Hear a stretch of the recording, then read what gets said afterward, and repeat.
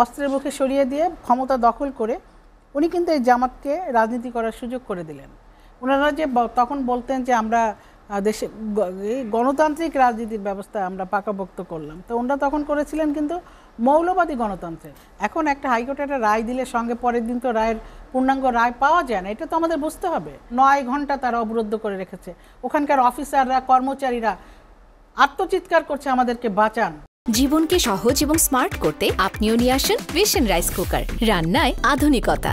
যে এই সময়ে কেন জামাতকে এখন নিষিদ্ধ করার প্রয়োজন? বিএনপি এখন মানে রাজনীতি করার চেয়ে মনোজগৎ নিয়ে বেশি চর্চা করছে। আওয়ামী লীগের মনের মধ্যে কি আছে সেই মনোজগৎ নিয়ে তার মনস্তাত্ত্বিকভাবে তার ব্যাখ্যা দিচ্ছেন। এটা হচ্ছে একটা হাস্যকর বিষয়। রাজনীতিবিদরা কিভাবে আওয়ামী লীগের মনের মধ্যে কি আছে সেটি নিয়ে ব্যাখ্যা দিচ্ছেন। এখন জামাত নিষিদ্ধের প্রসঙ্গ এসেছে 14 দলের মিটিং থেকে প্রস্তাবনা আসছে, মাননীয় প্রধানমন্ত্রী এগ্রি করেছেন। আমরা সবাই জানি বাংলাদেশের জামাতে ইসলাম বাংলাদেশ, অর্থাৎ জামাতে ইসলাম পাকিস্তানের একটি শাখা হচ্ছে জামাতে ইসলাম বাংলাদেশ, এটা আমরা সবাই জানি। 71 সালে তাদের ভূমিকা জানি, তারা কি করেছে।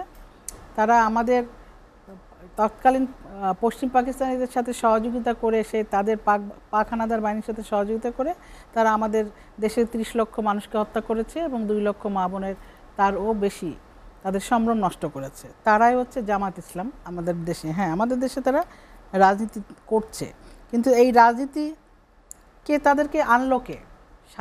মানে 1971 সালে মহান মুক্তিযুদ্ধের মধ্য দিয়ে যখন আমাদের দেশে একটি মানে গণতান্ত্রিক সংবিধান রচিত হলো, তো সেই সংবিধান সব কিছুর আলোকে জাতির পিতা বঙ্গবন্ধু শেখ মুজিবুর রহমান জামাতকে কিন্তু রাজনৈতিকভাবে নিষিদ্ধ করেছিলেন। শুধু এটা না, জামাত কিন্তু তার আগেও তার সন্ত্রাসী কর্মকাণ্ডের জন্য পাকিস্তান আমলে পাকিস্তান সরকারের সময় নিষিদ্ধ হয়েছিলেন। সন্ত্রাসী সংগঠন, বঙ্গবন্ধু তাদেরকে নিষিদ্ধ করেছিলেন। এবং যখন 1971 সালের মহান মুক্তিযুদ্ধে এরা যখন এই ধরনের অপকর্ম করেছিল, আমাদের বুদ্ধিজীবীদের হত্যা, আমাদের মানুষ হত্যা, নারীদেরকে নির্যাতন, তাদেরকে মানে তাদের যে ধরনের কাণ্ডকর্ম তারা করেছিল, তার পরিপ্রেক্ষিতে জাতির পিতা তাদের অনেককেই কাঠগড়ায় দাঁড় করিয়েছিলেন, বিচারের আওতায় এনেছিলেন। 11,000, তার মধ্যে ফাঁসির আসামিও ছিল। কিন্তু 1975 সালের 15 আগস্টের এই মর্মান্তিক ঘটনা, জাতির পিতাকে হত্যার কাণ্ডের মধ্য দিয়ে কিন্তু জিয়া রহমান যখন ওই যে বন্দুকের নল দিয়ে ক্ষমতায় আসলো একজন বিচারপতি এবং প্রেসিডেন্টকে অস্ত্রের মুখে সরিয়ে দিয়ে ক্ষমতা দখল করে উনি কিন্তু এই জামাতকে রাজনীতি করার সুযোগ করে দিলেন। ওনারা যে তখন বলতেন যে আমরা দেশে গণতান্ত্রিক রাজনীতির ব্যবস্থা আমরা পাকাপোক্ত করলাম, তো ওনারা তখন করেছিলেন কিন্তু মৌলবাদী গণতন্ত্রের। যেই আসামি ফাঁসির আসামি ছিল তাদেরকে মুক্ত করেছেন, জামাত ইসলামের রাজাকার যারা ছিল তাদেরকে জেলখানা থেকে মুক্ত করেছেন, এইগুলি ওনারা করেছেন। এবং বঙ্গবন্ধু মানে হত্যাকাণ্ডের সঙ্গে যারা জড়িত ছিল তাদেরকে পুরস্কৃত করে এটা করেছেন। ইন্ডেমনিটি অধ্যাদেশ মানে দিয়ে জাতির পিতা হত্যাকাণ্ডের বিচারকে বন্ধ করেছিলেন। এটি হচ্ছে বিএনপির ভূমিকা। ওই যে বলে এখন কারফিউ দিয়ে আইসিইউ, 1 সপ্তাহ কারফিউ দিয়ে আইসিইউ মনে করছে না, জিয়া রহমান ক্ষমতা দখল করে বছরের পর বছর কারফিউ দিয়েছে, সেই কথা আপনারা ভুলে গেছেন। জিয়া রহমান ক্ষমতা দখল করে 21টার মতো সামরিক কূপ করেছে, সেখানে কত সামরিক অফিসারদেরকে হত্যা করেছে, বিমান বাহিনীর অফিসারদেরকে, মুক্তিযোদ্ধা অফিসারদেরকে বেছে বেছে হত্যা করেছে, এগুলো আমরা ভুলে গেছেন।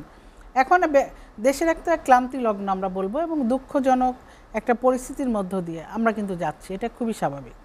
কারণ আমাদের দেশে আমাদের দেশের সন্তানেরা বা ছাত্রছাত্রীরা তাদের একটা দাবি নিয়ে তারা আন্দোলন করছিল।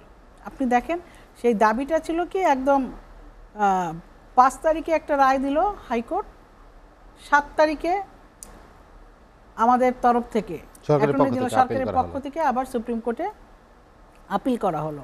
এখন একটা হাইকোর্টে একটা রায় দিলে সঙ্গে পরের দিন তো রায়ের পূর্ণাঙ্গ রায় পাওয়া যায় না, এটা তো আমাদের বুঝতে হবে।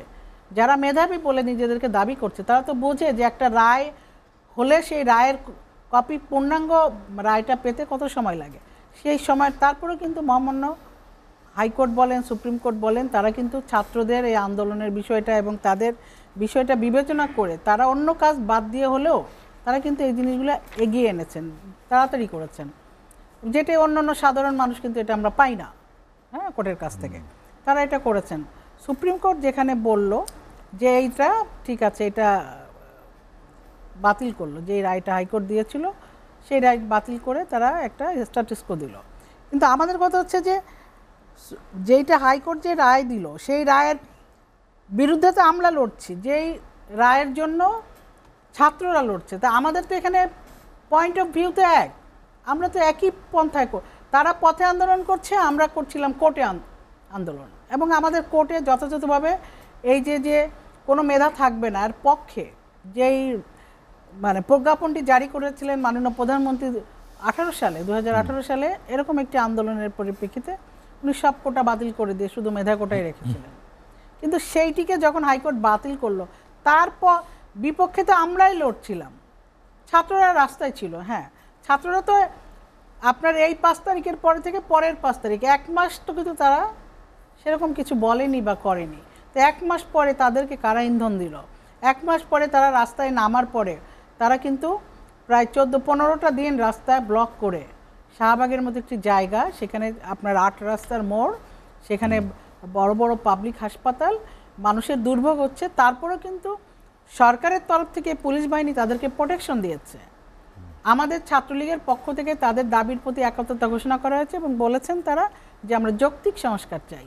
তো সব কিছুই তো আমরা তাদের জন্য করেছি, তারপরেও কি কারণে তাদেরকে এই যে মানে আমাদের সরকারের প্রতি খেপিয়ে দিয়ে পিছনে থেকে যারা কলকাঠি নাড়লো সেই জঙ্গি জামাত, এখন যদি বলেন এখন এই সময়ে কেন এই জঙ্গি জামাত এবং বিএনপি মিলে, বিএনপির সন্ত্রাসীরা মিলে তারা নিজেদের কোনো আন্দোলন তারা সফল করতে পারে না, ছাত্রদের উপর ভর করে ছাত্রদেরকে সামনে এগিয়ে দিয়ে তাদের ভুল বুঝিয়ে, আইনের ব্যাখ্যা সঠিকভাবে না বুঝিয়ে এবং তাদেরকে ধৈর্য ধরার কোনো আহ্বান না জানিয়ে তাদেরকে সামনের দিকে ঠেলে দিয়ে এই যে একটা মুখোমুখি করে একটা মানে যে পরিস্থিতির সৃষ্টি করা হলো, এটা তো খুবই দুঃখজনক।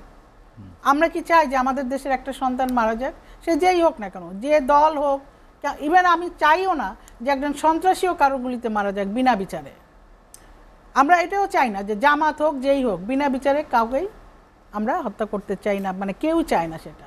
এখন এদেরকে উস্কে দিয়ে ছাত্রদেরকে মাঠে নামিয়ে ভুল বুঝিয়ে আমাদের সরকারের কী লাভ বলেন? এখানে তো সরকার লস করছে, তারা যত উত্তপ্ত হচ্ছে তত সরকারের তরফ থেকে তাদেরকে এই যে বাচ্চারা ছোট ছোট স্কুলের বাচ্চারা, উদয়ন স্কুলের বাচ্চাদেরকে মানে ক্লাস 7-এর বাচ্চা ওই ক্যাপ্টেনকে ফোন করে বলছে তুমি আসো না কেন আমরা আন্দোলনে নামবো, আমরা অনেক টাকা পেয়েছি, তুমি তো লিডার, তোমাকে আরও বেশি দেবে। আমি কোড আনকোড করে বললাম এইরকম স্কুলে স্কুলে টাকা ছড়ানো হয়েছে। কারা চুরি? আন্দোলনকারীরা টাকা পেলো কোথায়? এরা তো স্টুডেন্ট, এরা তো এদের অধিকারের জন্য করছে। হ্যাঁ, কোটা ছিল 56%, সেখানে মুক্তিযোদ্ধা কোটা, জেলা কোটা সহ আরও নারী কোটা সব মিলিয়ে উপজাতি কোটা ছিল। তারা চাচ্ছিল একটা যৌক্তিক সংস্কার। তো সেই সংস্কার তো তাদের টোটাল দাবিটাই তো সরকার মেনে নিয়েছিল, তারপরও যৌক্তিক সংস্কার সেটা হতে পারতো, সেটা সুপ্রিম কোর্ট যদি কোনো কারণে তাদের মতামতের পক্ষের রায় না আসতো তাহলে তো সরকার তখন আবার কমিশন করে বা তখন একটা সিদ্ধান্ত নিতে পারতো। কিন্তু একটা ওয়ানগোয়িং প্রসেস, সুপ্রিম কোর্টের একটা বিচারাধীন বিষয়ে ডেট ফিক্সড করা, তার উপরে তো সরকার কোনো প্রজ্ঞাপন জারি করতে পারে না। এই বিষয়টি যারা বাচ্চাদেরকে না বুঝিয়ে তাদেরকে মানে রক্ত খেলার দিকে ঠেলে দিল, ধ্বংসের দিকে ঠেলে দিল কারা?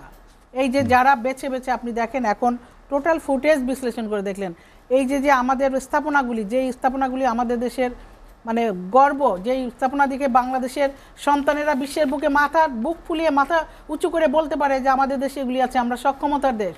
পদ্মা ব্রিজ বলেন, আপনার মেট্রো রেল বলেন, এলিভেটেড এক্সপ্রেসওয়েজ বলেন, সকল কিছু, আমাদের ডাটা সেন্টার, আমাদের যেখানে কি ওই যে সমুদ্রের সিগন্যাল আমরা বিভিন্ন ভূ উপগ্রহের মাধ্যমে পেয়ে থাকি যে আমাদের দেশে কোনো দুর্যোগ আসলে দুর্যোগ ব্যবস্থাপনা কেন্দ্রও পুড়িয়ে দিয়েছে।